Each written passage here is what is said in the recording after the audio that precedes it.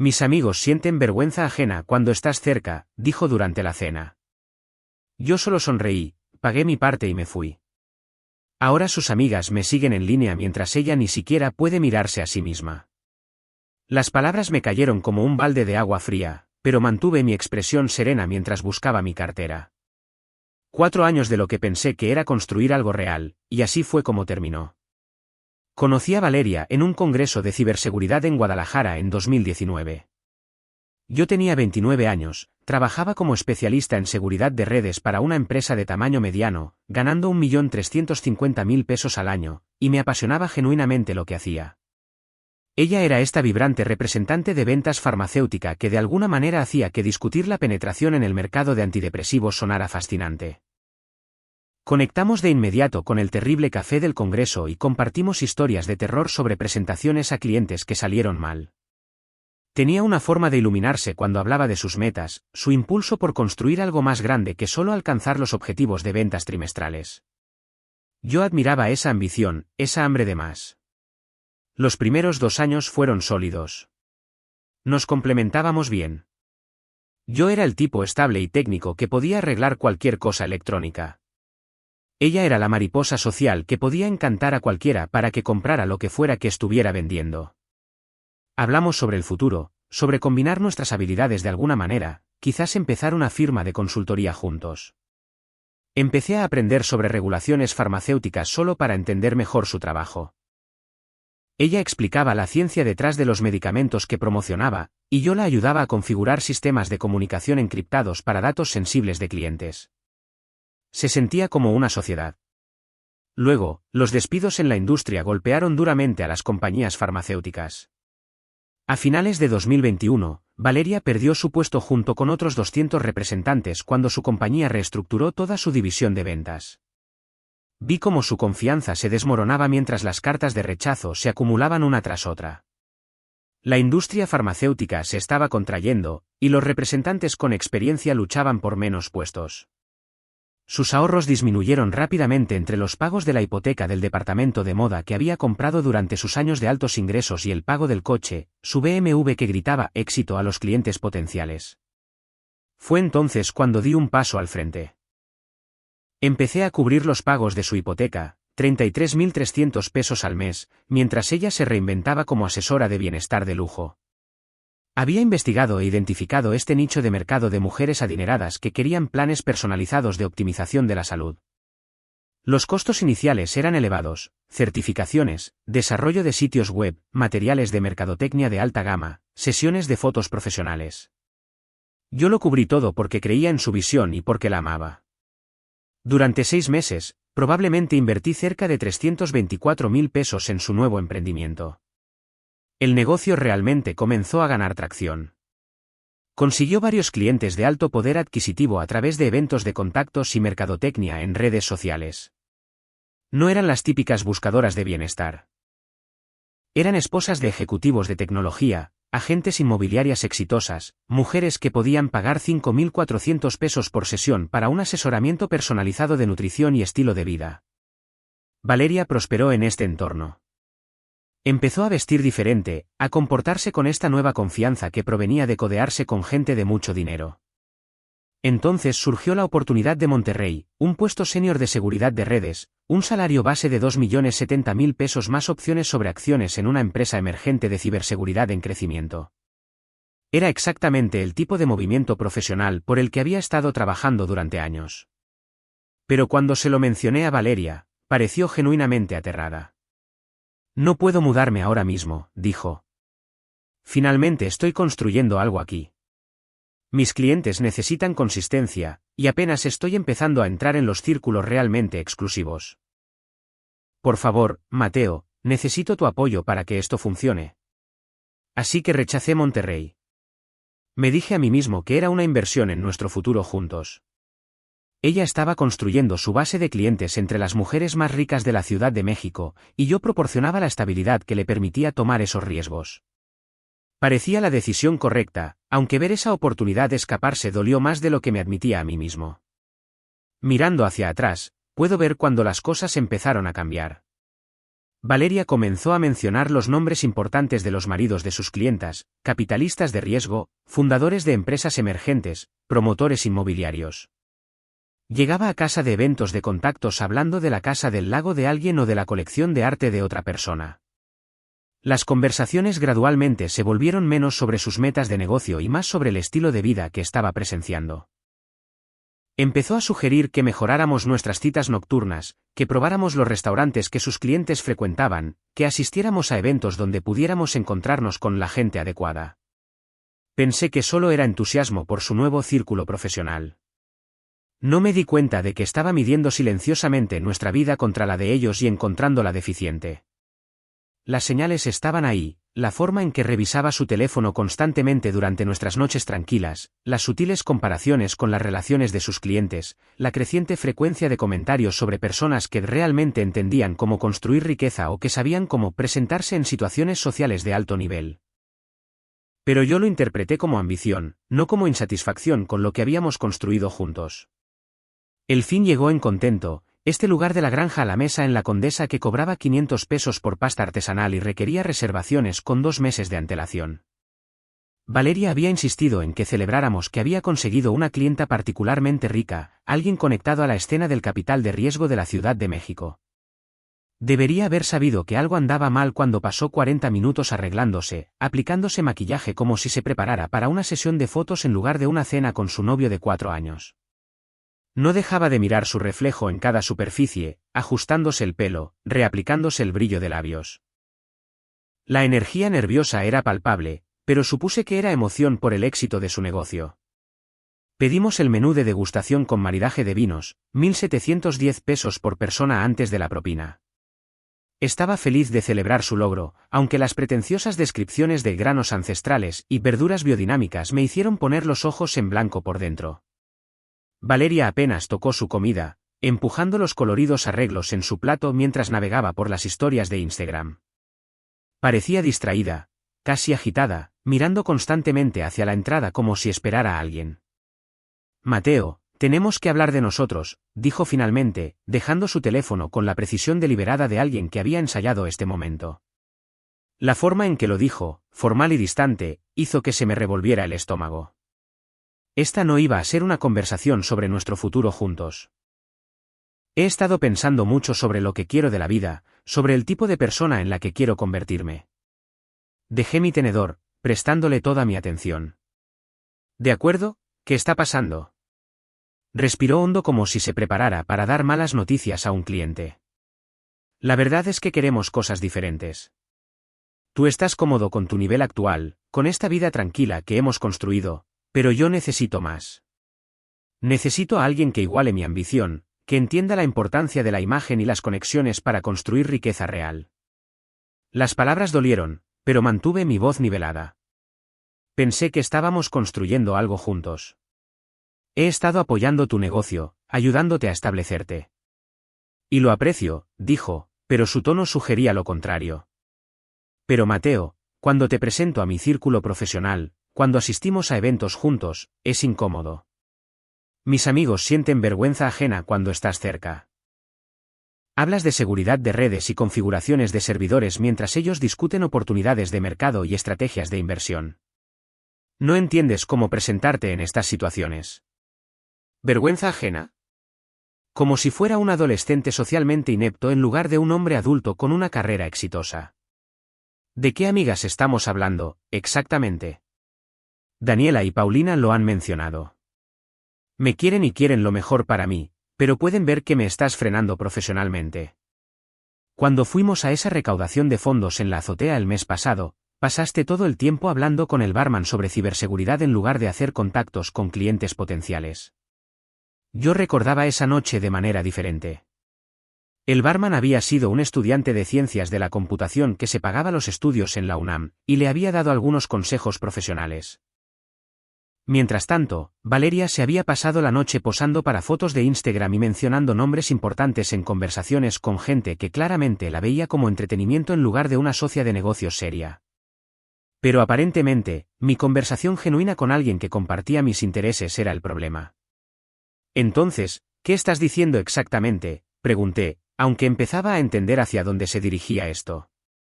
Ella miró su teléfono de nuevo, luego a mí con algo que parecía casi lástima. He estado saliendo con alguien más, alguien que lo entiende, que comprende lo que se necesita para tener éxito a este nivel. Adrián dirige una firma de inversión en criptomonedas, y ya me ha presentado a 3 clientes potenciales de alto valor. Conduce un Lamborghini y posee propiedades en la Ciudad de México y Tulum. Cuando estoy con él, siento que finalmente estoy viviendo la vida que merezco. Adrián. La había oído mencionarlo recientemente, siempre en el contexto de su éxito empresarial o sus conexiones.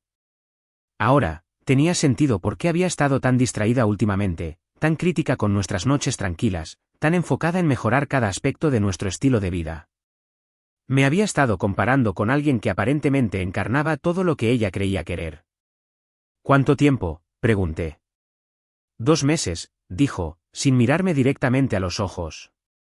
No planeé que sucediera, pero cuando conoces a alguien que realmente ve tu potencial, que quiere ayudarte a alcanzar el siguiente nivel. Dejó la frase en el aire, probablemente dándose cuenta de lo superficial que sonaba.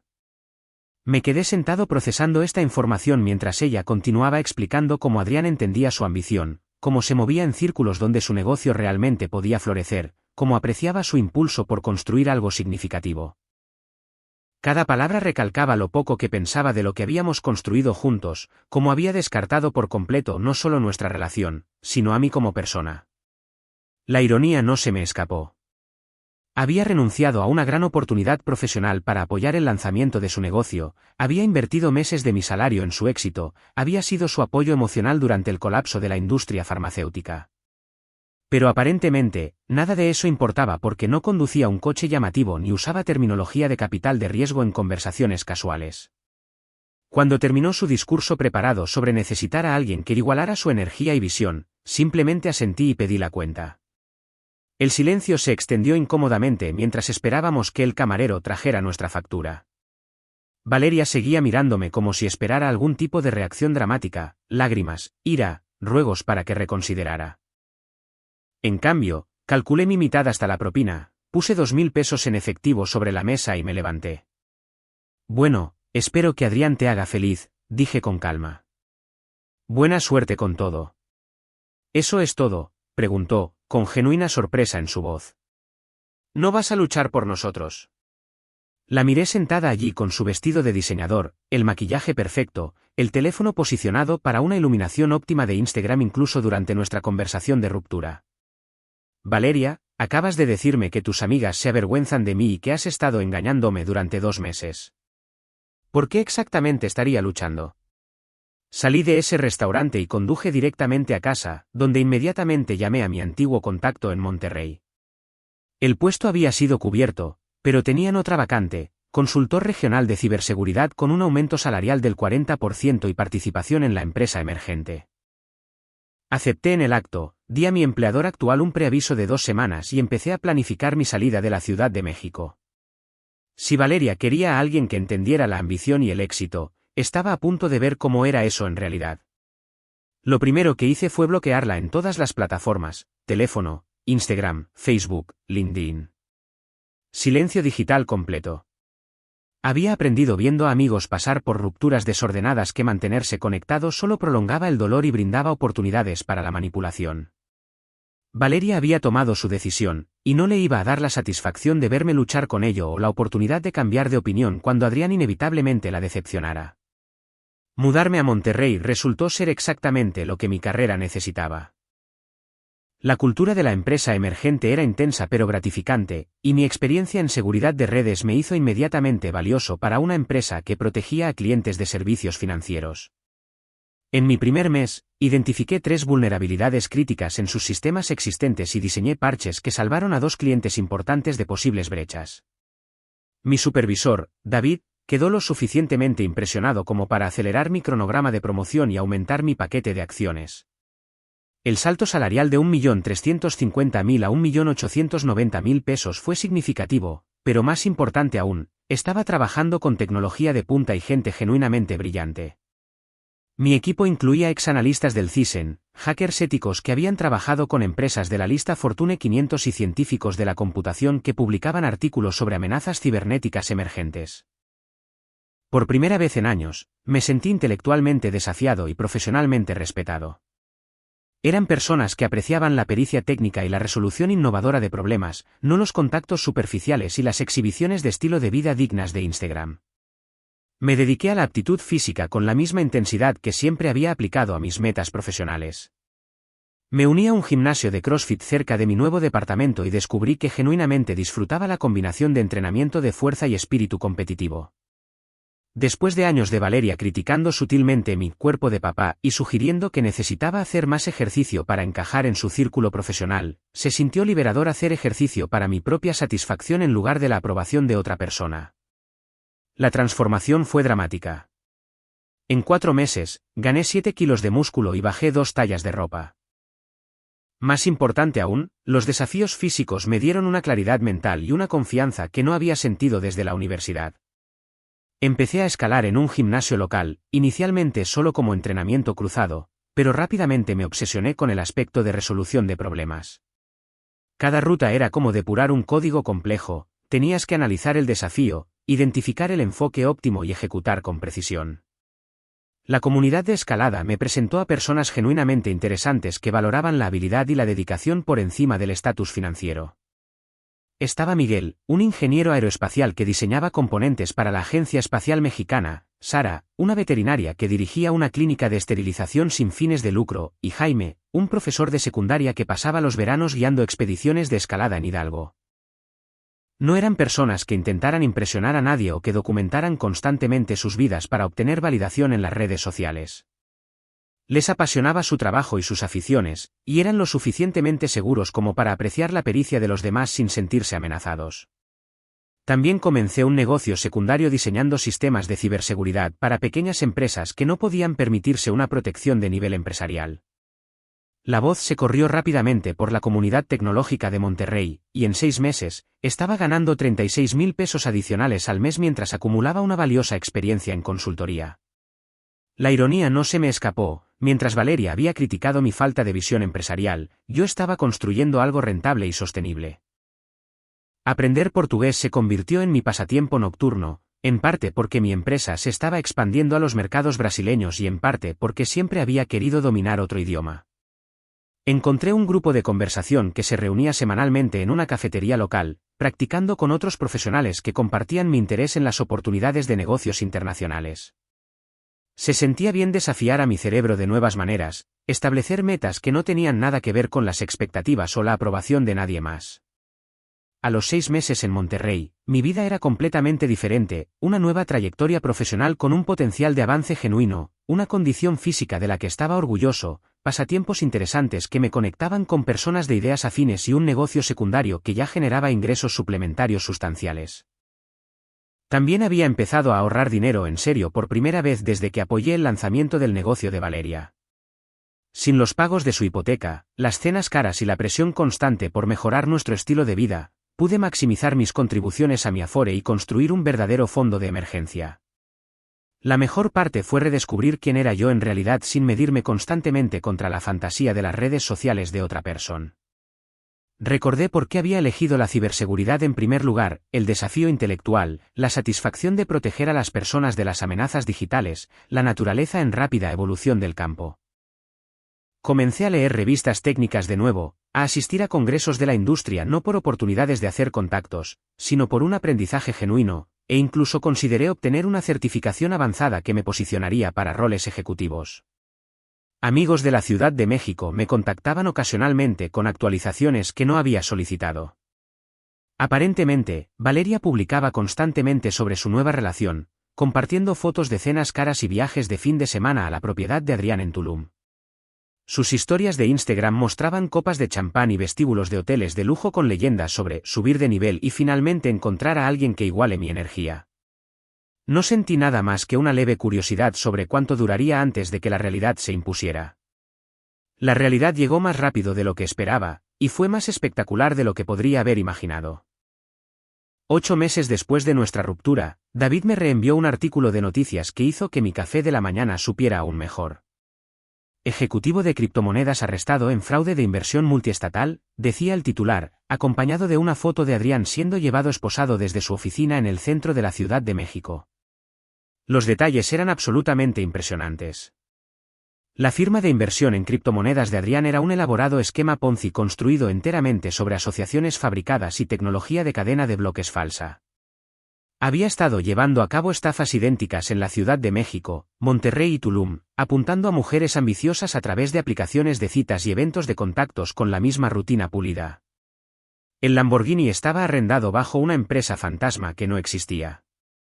La propiedad de Tulum pertenecía a un inversor al que defraudó.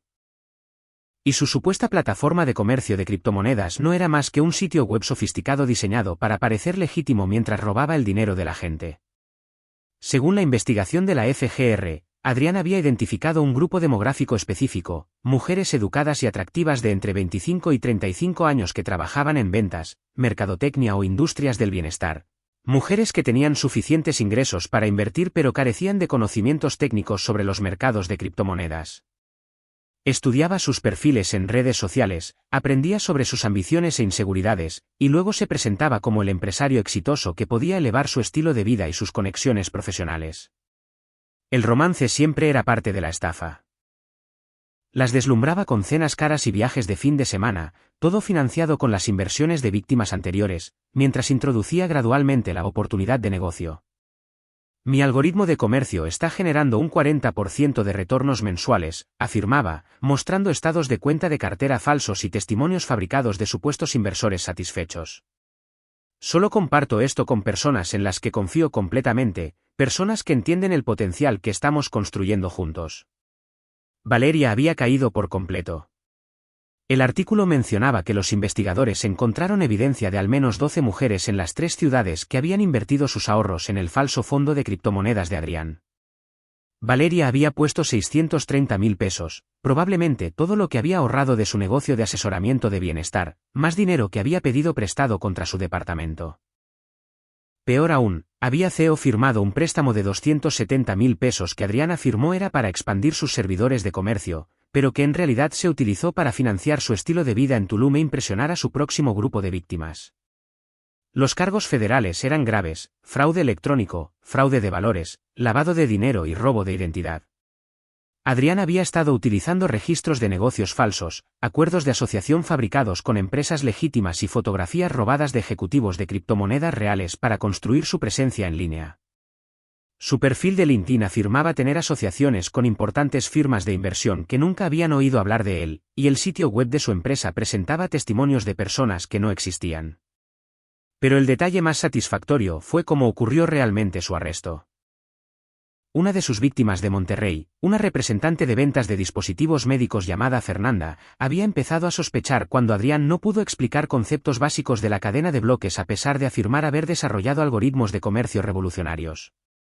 Ella contrató a un investigador privado que descubrió la red de empresas fantasma e identidades falsas. Cuando la FGR allanó la oficina de Adrián en la Ciudad de México, encontraron una operación sofisticada diseñada puramente para el engaño, muebles y equipos caros que creaban la ilusión de legitimidad, pero ninguna operación comercial real en absoluto. Las repercusiones fueron inmediatas y devastadoras para todos en la órbita de Adrián. El artículo mencionaba que varias mujeres enfrentaban posibles complicaciones legales como cómplices involuntarias, particularmente aquellas que lo habían ayudado a reclutar a otros inversores o habían firmado préstamos para sus falsos negocios. El nombre de Valeria no se mencionaba específicamente, pero yo sabía por amigos en común que ella había estado promoviendo con entusiasmo el éxito de Adrián en su red profesional e incluso había convencido a al menos 2 de sus clientas de asesoramiento de bienestar para que invirtieran en su fondo. Las pérdidas financieras fueron aplastantes, pero la humillación social podría haber sido aún peor.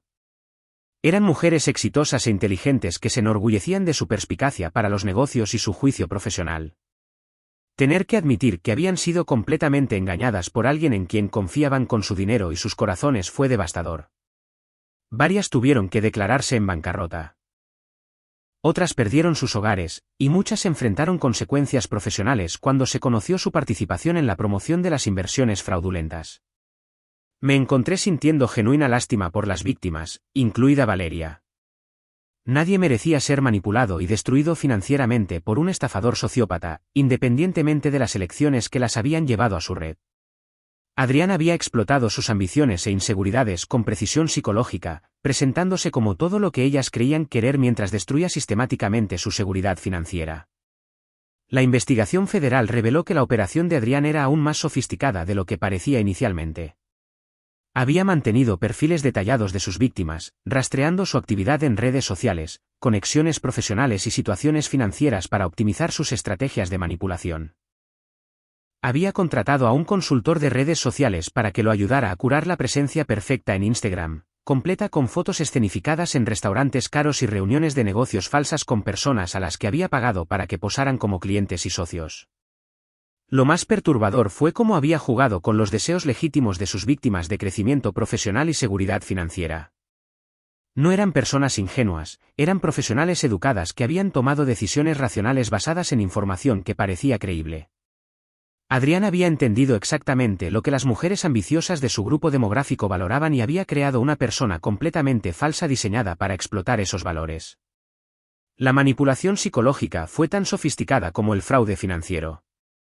Cuando Adrián desapareció 3 días antes de la redada de la FGR, dejó un rastro de destrucción que afectó a docenas de vidas en 3 estados.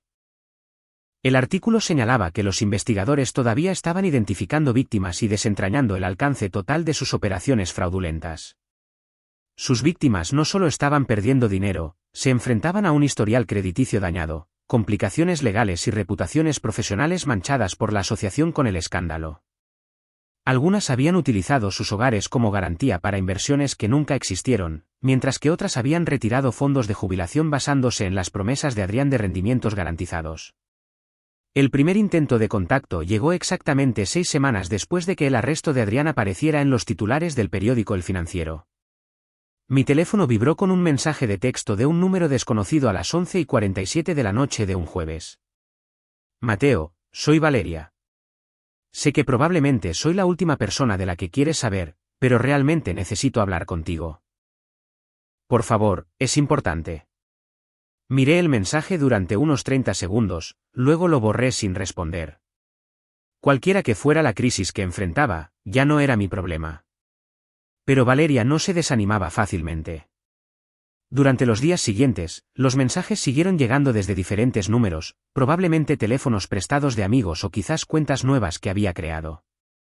Cada uno más desesperado que el anterior. Cometí un terrible error.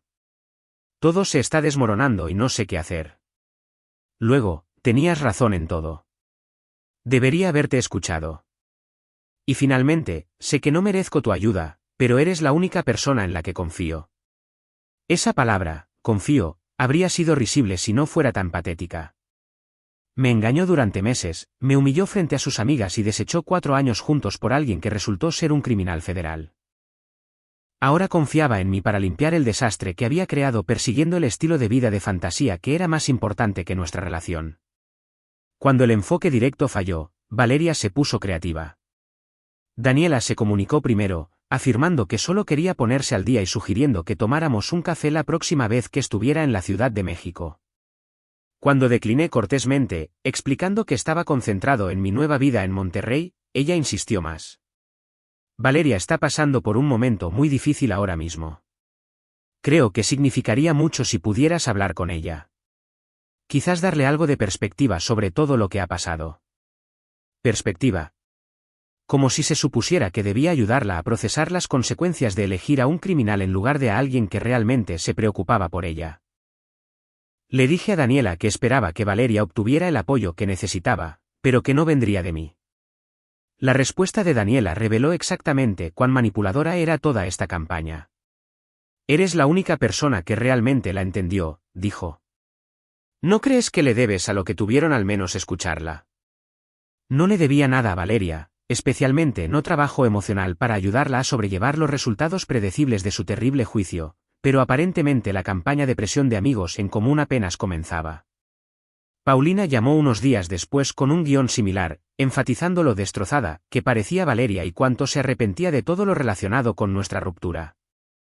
Según Paulina, Valeria había estado llorando constantemente, no podía dormir y no dejaba de hablar de cómo yo era lo mejor que le había pasado. La manipulación era transparente pero persistente. Eran las mismas amigas que supuestamente habían sentido vergüenza ajena cuando yo estaba cerca, que habían animado a Valeria a dejarme por alguien más impresionante. Ahora, de repente, eran mis mayores defensoras, pintándome como el noble exnovio que debería superar la situación y ofrecer consuelo a la mujer que me había humillado públicamente. Cuando el enfoque de los amigos en común no funcionó, Valeria escaló al acoso en redes sociales. Empecé a notar que publicaciones de cuentas falsas veían mi perfil de LinkedIn y mis historias de Instagram. Las cuentas tenían nombres genéricos y no tenían fotos, pero siempre revisaban mi contenido a las pocas horas de publicarlo. Probablemente estaba tratando de recopilar información sobre mi nueva vida en Monterrey, buscando algún ángulo para restablecer el contacto o evidencia de que estaba luchando sin ella. El intento más patético fue cuando creó una cuenta falsa de LinkedIn haciéndose pasar por una reclutadora de ciberseguridad y me envió una solicitud de conexión con un mensaje sobre oportunidades emocionantes en el mercado de la Ciudad de México. El perfil era obviamente falso, sin conexiones en común, un historial laboral vago y una foto de archivo que probablemente provenía de algún sitio web de negocios. Lo denuncié y seguí adelante, pero el hecho de que llegara a tales extremos solo para llamar mi atención era genuinamente preocupante. Luego vinieron las cartas escritas a mano entregadas en mi lugar de trabajo. La primera llegó un martes por la tarde, entregada por nuestra recepcionista con una expresión de confusión.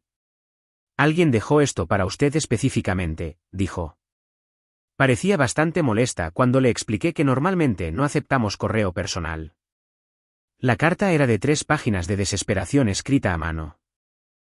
Valeria explicaba cómo Adrián había destruido su vida, cómo había perdido todos sus ahorros y enfrentaba posibles problemas legales como cómplice involuntaria en su esquema de fraude.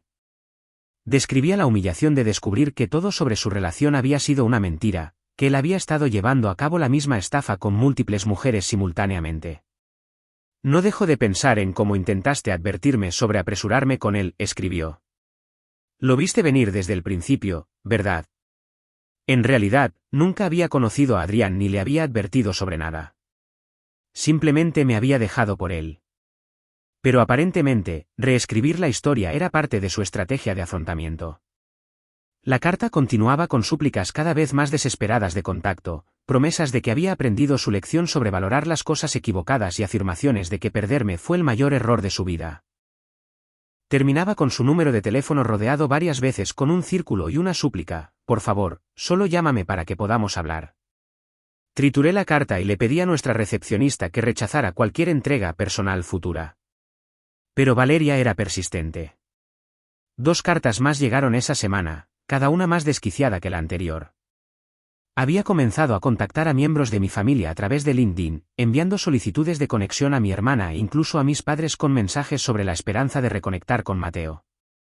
Mi madre me llamó, confundida sobre por qué esa chica de la Ciudad de México intentaba contactarla en las redes sociales. La gala de caridad para el Hospital Infantil de México Federico Gómez se suponía que era un evento corporativo sencillo. Mi empresa había comprado una mesa de patrocinador por 90,000 pesos, y como director regional, se esperaba que representara a nuestra división de ciberseguridad junto a nuestro director ejecutivo y otros jefes de departamento. Había obtenido la promoción solo 2 semanas antes después de liderar con éxito un proyecto que evitó un importante ataque de ransomware a un cliente de servicios financieros. El nuevo título venía con un aumento salarial de 450,000 pesos y el reconocimiento como uno de los directores regionales más jóvenes en la historia de la compañía. Estaba ajustándome la corbata en el espejo del hotel cuando Isabel llamó a mi puerta. Llevábamos saliendo 3 meses después de conocernos en el gimnasio de escalada, y había aceptado ser mi acompañante para la noche. Isabel era ingeniera aeroespacial en una gran firma en Querétaro, brillante y segura de una manera que no requería validación constante de los demás.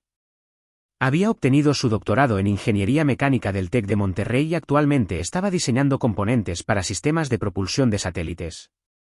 Cuando hablaba de su trabajo, sus ojos se iluminaban con una pasión genuina por resolver desafíos técnicos complejos. ¿Listo para socializar con la élite de la Ciudad de México?, preguntó, enderezándome el cuello con una sonrisa. Isabel encontraba estos eventos sociales corporativos divertidos en lugar de intimidantes, probablemente porque su trabajo implicaba regularmente informar a funcionarios de alto nivel. Llevaba un elegante vestido negro que había comprado para su última presentación en un congreso, complementado con joyas sencillas que resaltaban su confianza natural en lugar de gritar por atención. La gala se celebró en el Four Seasons de la Ciudad de México, con exhibiciones de subastas silenciosas que presentaban paquetes de vacaciones, piezas de arte y experiencias de lujo donadas por empresas locales. La contribución de 900.000 pesos de nuestra empresa nos había ganado una ubicación de mesa premium cerca del escenario, junto a otras importantes empresas de tecnología y fabricantes de dispositivos médicos de la Ciudad de México. La sala bullía de conversaciones sobre tendencias del mercado, próximas ofertas públicas iniciales e iniciativas benéficas que proporcionaban excelentes oportunidades de contactos. Estaba discutiendo las amenazas emergentes de ciberseguridad con ejecutivos de otras 2 empresas de tecnología cuando la vi al otro lado de la sala. Valeria estaba de pie cerca del bar, con un aspecto significativamente diferente al de la mujer segura de sí misma que me dejó 18 meses antes. Había perdido peso, probablemente 7 u 8 kilos, y su vestido de diseñador, que reconocí de publicaciones en redes sociales, le quedaba holgado en su menguada figura. Su maquillaje estaba cuidadosamente aplicado, pero no podía ocultar por completo las líneas de estrés alrededor de sus ojos o la mirada vacía de alguien que había estado durmiendo mal durante meses. Asistía como acompañante de alguien, probablemente un antiguo cliente que sentía lástima por su situación. El hombre con el que estaba parecía incómodo, revisando constantemente su teléfono y evitando el contacto visual con otros asistentes. Probablemente tendría unos 50 años, llevaba un smoking de alquiler que le quedaba mal y parecía que preferiría estar en cualquier otro lugar. Esta no era la red de alto poder de capitalistas de riesgo y fundadores de empresas emergentes que una vez afirmó estar cultivando. ¿Es ella?, preguntó Isabel en voz baja, siguiendo mi mirada a través de la sala. Sí, esa es Valeria. Isabel la estudió por un momento con la precisión analítica que aplicaba a los problemas de ingeniería. Parece que ha pasado por un infierno. La situación de Adrián. Le conté a Isabel la historia básica de mi relación anterior y el escándalo de fraude de criptomonedas. Ella había escuchado sin juzgar, ocasionalmente haciendo preguntas aclaratorias con el mismo enfoque metódico que usaba para la resolución de problemas técnicos. Isabel entendía que todo el mundo tenía un historial de relaciones y era lo suficientemente segura como para no sentirse amenazada por mi pasado ni necesitar comparaciones detalladas. Nuestra mesa fue llamada para la cena, y me encontré sentado entre Isabel y el director ejecutivo de nuestra empresa, que quería discutir mis ideas sobre la expansión de nuestros servicios de ciberseguridad al sector de la salud. Era exactamente el tipo de conversación estratégica que podría influir en mi trayectoria profesional, y estaba agradecido por la oportunidad de demostrar mi conocimiento de los requisitos de cumplimiento de la ley y los protocolos de seguridad de dispositivos médicos. Durante la presentación de la subasta silenciosa, noté que Valeria se acercaba a nuestra mesa. Se movía con la vacilación incierta de alguien que no estaba seguro de pertenecer a la sala, un marcado contraste con la confianza social que una vez proyectó en eventos similares. Sus ojos estaban fijos en mí con una intensidad que hizo que varias personas en nuestra mesa miraran en su dirección. ¿Mateo? Su voz era apenas un susurro. No esperaba verte aquí. Me levanté cortésmente, como me habían enseñado a hacer cuando alguien se acercaba a la mesa. Hola, Valeria. Esta es Isabel, mi novia. Isabel, esta es Valeria, alguien que solía conocer. La presentación fue deliberadamente casual, posicionando a Valeria como una conocida lejana en lugar de alguien que una vez planeó un futuro conmigo. Isabel extendió su mano con cálido profesionalismo, tratando a Valeria con la misma cortesía que mostraría a cualquier extraño en una función de negocios. Encantada de conocerte, dijo Isabel genuinamente. ¿Estás involucrada con el hospital infantil? Valeria parecía confundida, como si hubiera esperado hostilidad o drama en lugar de una pequeña charla educada. No, estoy aquí con un amigo. Mateo, ¿te ves? Hizo una pausa, observando mi smoking entallado, la forma segura en que me comportaba, el evidente respeto de mis compañeros de mesa. ¿Te ves realmente bien? El éxito te sienta bien. Gracias. ¿Cómo has estado? Era una pregunta educada, del tipo que le harías a cualquiera que reconocieras en un evento social. No estaba buscando detalles sobre su situación ni ofreciendo una apertura para una conversación más profunda, solo cortesía social básica antes de volver a mis planes reales de la noche. Estoy mejor ahora, dijo, lo cual era obviamente falso a juzgar por su apariencia y la ansiedad que irradiaba su postura. He aprendido mucho sobre lo que realmente importa, sobre la diferencia entre el éxito genuino y simplemente perseguir el estatus. La ironía de esa declaración, viniendo de alguien que me había dejado específicamente por razones de estatus, no pasó desapercibida para nadie en la mesa. Nuestro director ejecutivo levantó una ceja ligeramente, probablemente preguntándose por qué esta conversación estaba ocurriendo durante una cena benéfica. Me alegra oírlo, dije neutralmente. Bueno, están comenzando la presentación de la subasta. Disfruta del resto de la noche. Fue un claro despido, entregado de manera educada pero firme. Valeria se quedó un momento más, probablemente esperando alguna indicación de sentimientos persistentes o al menos curiosidad sobre su situación. Cuando no llegó ninguna, asintió torpemente y regresó a su mesa al otro lado de la sala. Bien hecho, murmuró Isabel con aprobación mientras me sentaba de nuevo. Muy diplomático. El resto de la noche transcurrió sin incidentes. Participé en la subasta, pujando en nombre de nuestra empresa y ganando un paquete de retiro de fin de semana que usaríamos para un evento de formación de equipos. Durante la recepción de contactos posterior, varias personas se me acercaron para hablar de posibles oportunidades de consultoría y asociaciones estratégicas. Mi reputación en la comunidad de ciberseguridad de Monterrey aparentemente había llegado a los líderes empresariales de la Ciudad de México, y estaban interesados en lo que nuestra empresa podía ofrecer a su creciente sector tecnológico. Mientras nos preparábamos para irnos, noté a Valeria observando desde el otro lado de la sala, con una expresión ilegible. Su acompañante había desaparecido, probablemente al estacionamiento, y ella estaba sola cerca del guardarropa, con aspecto perdido y disminuido. Por un momento, sentí un destello de la compasión que una vez sentí por sus luchas.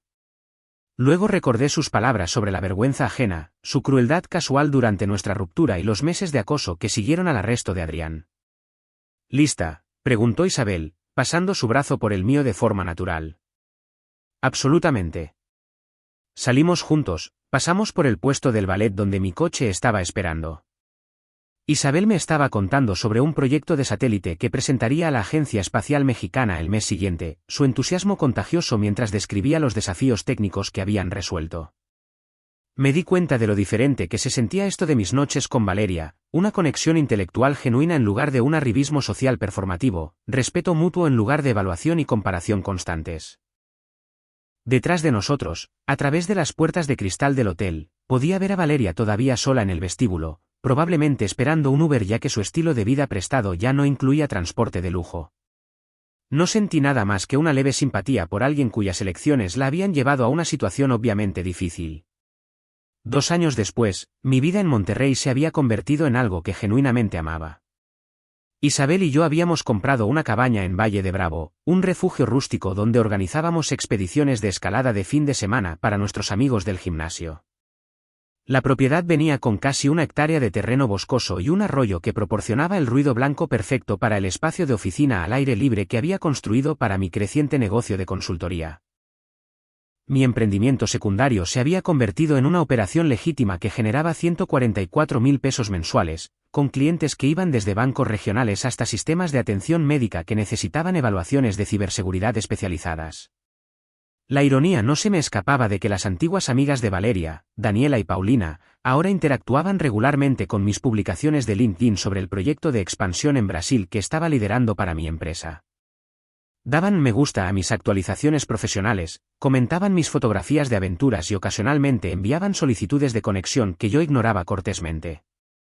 Eran las mismas personas que habían sentido vergüenza ajena por mi presencia en sus reuniones sociales, que habían animado a Valeria a cambiarme por alguien más impresionante.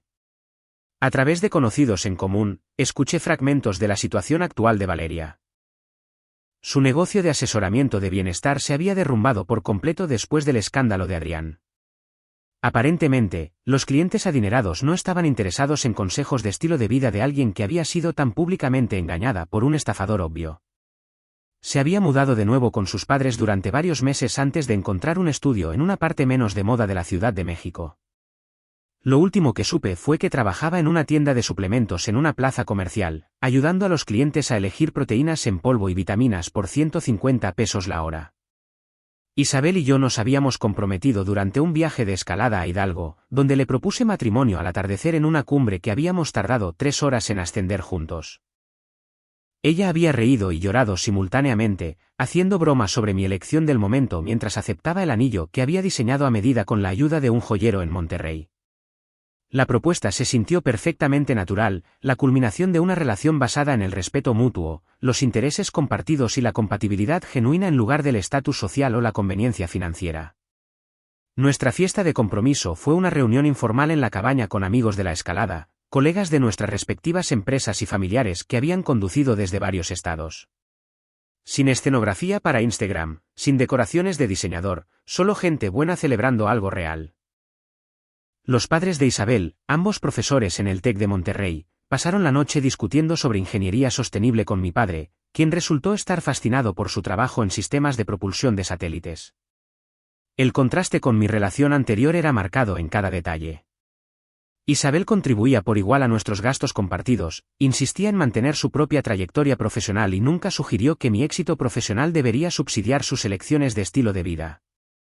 Cuando me ascendieron a vicepresidente de operaciones regionales, lo celebró planeando un viaje de escalada de fin de semana para celebrar mi logro.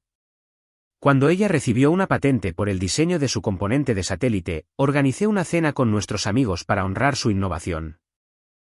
Habíamos empezado a hablar del matrimonio no como un acuerdo financiero o una mejora social, sino como un reconocimiento formal de la sociedad que ya habíamos construido.